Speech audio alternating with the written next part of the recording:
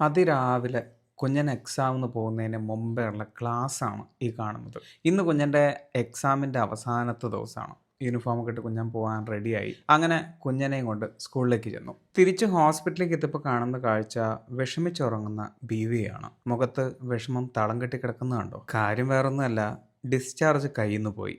Doctor പറഞ്ഞു 2 ദിവസം കൂടി കഴിഞ്ഞിട്ട് ഡെലിവറി ആക്കാമെന്ന്. ആ ഒരു സന്തോഷത്തിന് ഞാൻ നേരെ കഫേറ്റീരിയയിലേക്ക് പോയി ഒരു ചെറിയ മിനി ബിരിയാണി കഴിച്ചു. അവിടുത്തെ മിനി ബിരിയാണി ഒടുക്കത്തെ ടേസ്റ്റാണ് കേട്ടോ. അധികം ഹെവി അല്ല, എന്നാൽ വയറ് നിറയുകയും ചെയ്യും. ഉച്ചയ്ക്ക് ശേഷം ബേപ്പൂരേക്ക് വന്നു. കർണൻ്റെ കൂടെ കളിച്ചിട്ട് കുറച്ച് ദിവസമായി.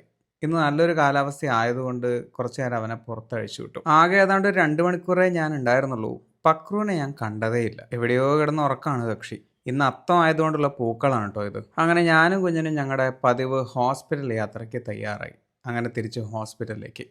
ഏതാണ്ട് മാങ്കാവ് കഴിഞ്ഞപ്പോൾ ചെറുതായിട്ട് മഴ പൊടിഞ്ഞു തുടങ്ങി. അത്തം കറുത്താൽ ഓണം വെളുക്കും എന്നാണല്ലോ.